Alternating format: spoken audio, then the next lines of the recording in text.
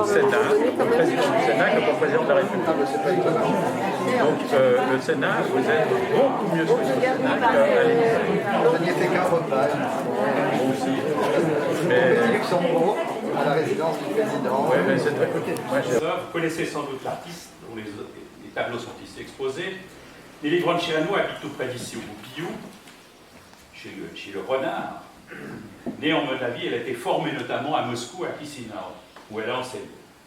Elle a exposé en Russie, en Roumanie, en Moldavie et en France. Ses œuvres figurent dans maintes collections en Roumanie, Moldavie, Allemagne, France et États-Unis.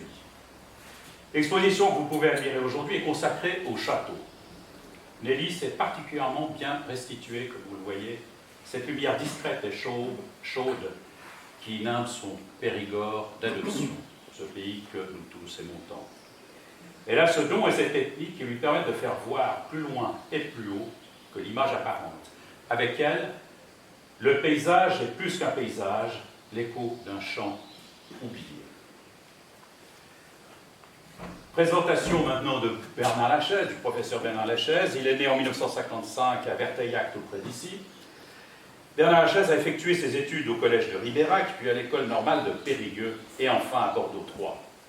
Agrégé d'histoire, il a enseigné en Vendée et en Gironde, avant d'être recruté à l'université de Bordeaux III en 1988.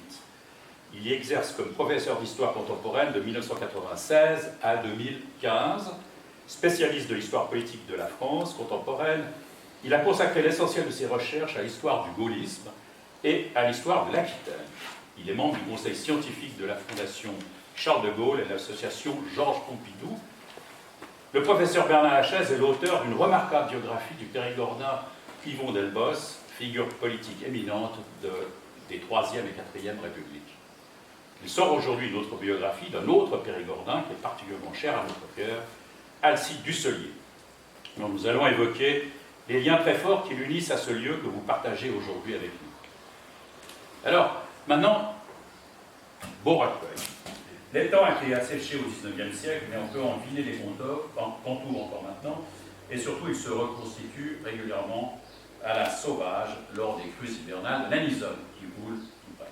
Pour autant, les femmes au corps souverain prennent possession du monde et de sa marche. Apôtres du soleil, envoyés de la lune, tirant de leurs larmes le sel de leur destin, tirant de leur sang l'huile de leur onction, elles s'avancent pour engloutir les grandes plaines. Leurs lèvres s'ouvrent et libèrent les oiseaux. Leurs mains se tendent et caressent des serpents. Leur peau se dilate et recueille des poissons. Leurs yeux se ferment et gardent la lumière. Tambour aux tempes, les femmes au corps souverain emportent avec elles l'agneau, le lion, pour les nourrir de leur lait aux saveurs d'étoiles. Gouttes de lumière le long de la gorge, qu'il est chaud, le sein sacré de nacre et de soie, qu'il est doux à la bouche du divin vivant. Les gestes anciens habitent leurs mains, comme s'ils n'avaient jamais été oubliés.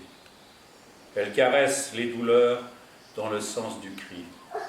C'est pour les étrangler, tueuses nécessaires.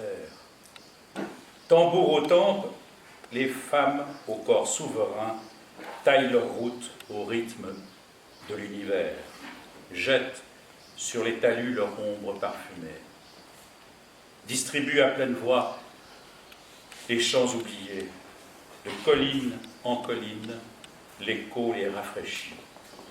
Le ciel a des couleurs de rire d'enfants. Un seul bouclier leur ventre, fer et velours, protégeant la vie avec ses monstres, ses ombres. Un seul trophée, la dépouille des vieux juges, traînant avec eux les cendres de leur bûcher. Tambour aux tempes, les femmes au corps souverain redécouvrent le feu et se baignent à sa source. Elles ne se laisseront plus voler à leur mystère. Elles ne trembleront plus devant leur bourreau. Les soudards baiseront l'empreinte de leurs pas. Il sera revenu le temps des sorcières.